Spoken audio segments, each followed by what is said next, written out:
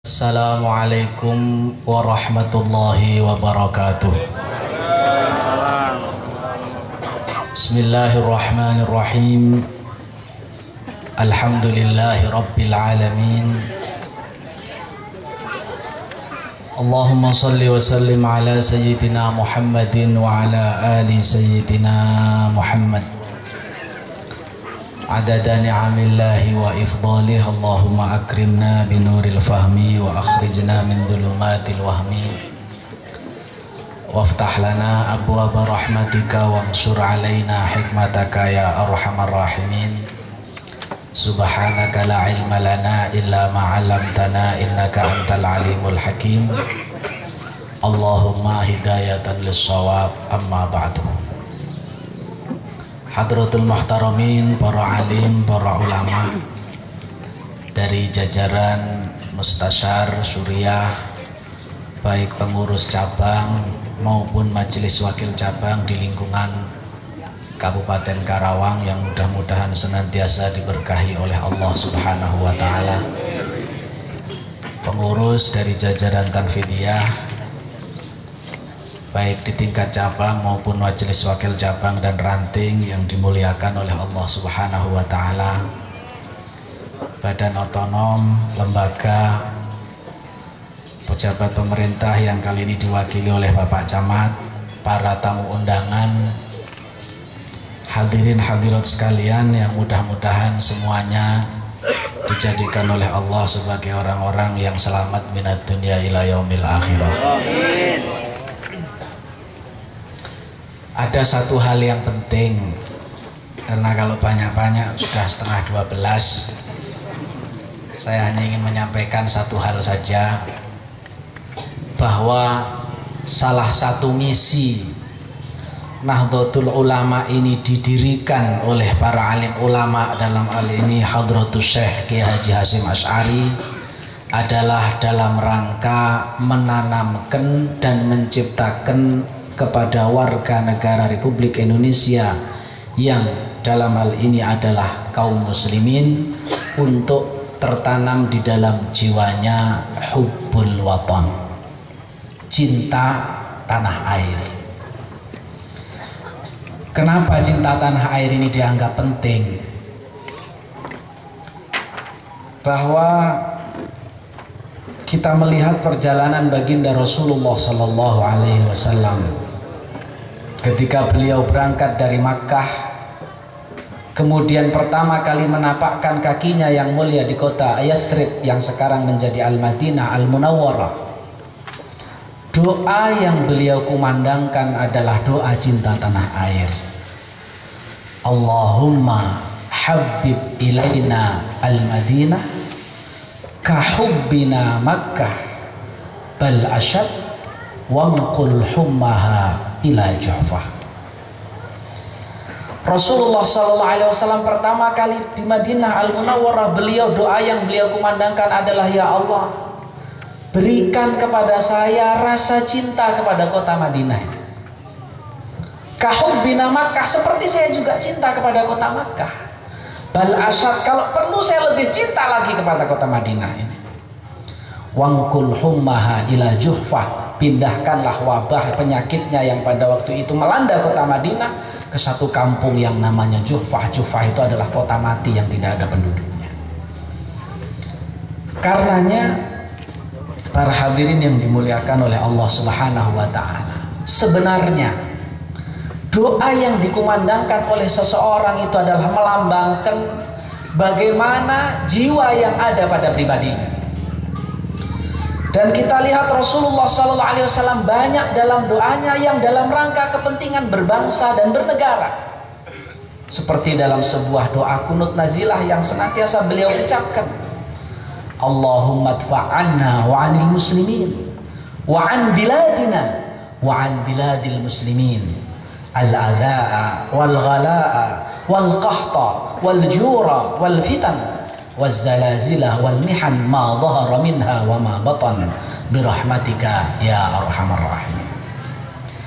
Terinspirasi dari hal inilah ketika pada waktu itu 3,5 abad negara kita ini dikangkangi oleh rezim kafir Belanda. Tidak hanya sampai di situ, Belanda minggat, datang tentara sekutu yang dibonceng oleh Jepang. Tidak mungkin bangsa kita akan lepas yang hanya bersenjatakan bambu runcing melawan senjata-senjata canggih mereka apabila tidak diiringi dengan semangat jiwa kecintaan kepada tanah air yang kuat. Sehingga dalam setiap momen apapun, Nahdlatul Ulama pasti terusik apabila nilai-nilai kesatuan bangsa dan negara kita ada yang mengusiknya. Jadi dalam hal ini siapapun dia, apapun pangkatnya, seperti apapun kekayaannya, ketika sudah kelakuannya merusak nilai-nilai kesatuan berbangsa dan bernegara, berhadapan dengan dada-dada Nahdlatul Ulama. Karena Nahdlatul Ulama dibangun untuk membela negara yang kita cintai ini. Karenanya setiap perjuangan bangsa kita Nahdlatul Ulama tidak pernah absen. Mulai dari penjajah Belanda sampai dengan PKI sampai dengan yang lain-lain, selalu di dalamnya Nahdlatul Ulama berkiprah, dibantu dengan elemen-elemen yang lain, sehingga wajar apabila kemudian hari ini dan sampai kapanpun ketika urusan-urusan kebersatuan bangsa kita diusik, Nahdlatul Ulama juga merasa terusik, karena Nahdlatul Ulama merasa mempunyai investasi besar dalam rangka berdirinya negara kesatuan Republik Indonesia. Para hadirin yang dimuliakan oleh Allah Subhanahu wa taala. Karena itulah maka didirikanlah yang namanya Nahdlatul Ulama pada tahun 1926. Nahdlatul Ulama ini didirikan bukan begitu saja berdiri, akan tetapi berdasarkan hasil istikharah dan istisyarah yang dilakukan oleh Mbah Hasyim Asy'ari kepada ulama-ulama besar yang pada waktu itu guru utamanya para ulama yang masih ada adalah Syekhuna Khalil Bangkalan. Jadi ketika Mbah Hasyim Asy'ari ini pengen bikin yang namanya NU, tidak cukup dengan rapat diketok palu bikin organisasi, tidak. Yang menjadi kurir untuk wirawiri minta izin kepada Mbah Khalil itu adalah Ki Haji As'ad Syamsul Arifin Situbondo. Beliau 3 kali bolak-balik Jombang Madura sebagai penghubung antara Mbah Ki Haji Hasyim Asy'ari dengan Mbah Khalil Bangkalan. Karena pada waktu itu Mbah Hasyim Asy'ari tidak sedikit menimba ilmu yang dimiliki oleh Mbah Khalil, merasa wajib untuk minta pendapat dan restu dari seorang gurunya, sehingga mengirimlah Mbah As'ad Syamsul Arifin untuk datang ke rumahnya Syekhuna Khalil Bangkalan. Izin pertama kali ke rumah Syekhuna Khalil Bangkalan, Mbah As'ad diterima tapi tidak diajak ngomong sepatah kata pun. Mbah Khalil mesem saja tidak. Ngerti mesem? Mesem itu ya mesem, senyum saja tidak. Akhirnya kembalilah Mbah As'ad dan menyampaikan hal ini kepada Mbah Hasyim Asy'ari. Akhirnya Mbah Hasyim masih mengurungkan niatnya, menganggap belum mendapatkan izin. Setelah berjarak sekian lama, karena sudah mulai didesak oleh para ulama yang lain, betapa tidak, penjajah sudah semakin merajalela, kesengsaraan rakyat sudah semakin sedemikian rupa, butuh semangat baru untuk lebih cepat menuju proses kemerdekaan. Sehingga Mbah Hasyim Asy'ari ketika itu merasa tidak bisa namanya berjuang itu kita sendirian, berangkat budal tidak cukup, harus rame-rame, kita bersama, kita tunjukkan kesatuan kita, sehingga organisasi ini merasa dianggap penting. Dan akhirnya mintalah izin untuk yang kedua kalinya. Untuk yang kedua kalinya Mbah As'ad di rumahnya Syekhuna Khalil Bangkalan cuman disambut dengan mesem saja. Tahap pertama dibiarin, mesem saja enggak. Sowan yang kedua, Mbah Khalil juga nggak mengucapkan apa-apa, cuman mesem saja. Akhirnya baliklah, dianggap ini isyarat baik, tapi tetap belum ada izin. Setelah sekian lama lagi kemudian proses ini dialami hampir lebih 2 tahun. Yang kemudian akhirnya yang ketiga kali sowan, tidak diajak ngomong. Mbah Ya As'ad nyampe ke rumahnya Mbah Khalil Bangkalan, tiba-tiba diberi tongkat dan tasbih, suruh menyerahkan kepada Mbah Hasyim Asy'ari. Dibawalah, sambil Mbah Ya As'ad ini dikasih uang untuk ongkos dari Madura ke Jombang. Karena itu uang pemberian gurunya sama beliau pengen dijadikan kenang-kenangan, akhirnya nggak dipakai naik angkot, jalan kaki dari Madura ke Jombang. Jalan kaki dari Madura ke Jombang. Itu ngelewatin laut segala. Dari Cilamaya ke sini saja 1,5 jam. Bisa bayangkan.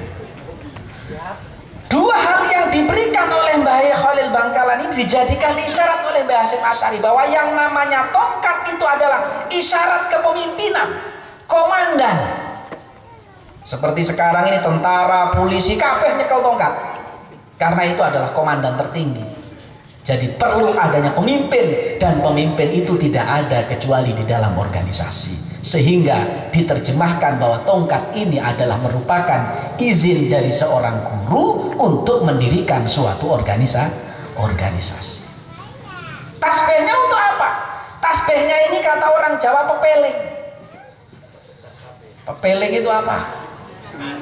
Pengingat bahwa bagaimanapun kita berorganisasi, karena organisasi kita adalah organisasi Nahdlatul Ulama yang di dalamnya terdapat para ulama, untuk tetap tidak lupa selalu bertaqarrub kepada Allah Subhanahu wa ta'ala. Makanya sampai hari ini Nahdlatul Ulama mempunyai kegiatan yang 2 macam. Ada yang namanya primer dan ada yang namanya sekunder. Kegiatan primernya itu adalah 2 hal. Dalam urusan keilmuan namanya bahthul masail, dan dalam urusan taqarrub ilallah itu adalah Lailatul Ijtima'.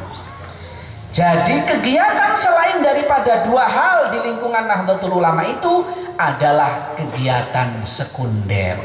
Istilahnya kalau kita makan 2 perkara, Lailatul Ijtima' dan bahthul masail, ini adalah makanan pokoknya atau nasinya, yang lain-lain adalah lauknya. Pengurus yang pinter akan memperbaiki makanan pokoknya, lauknya sebagai variasinya nanti diperbaiki pelan-pelan.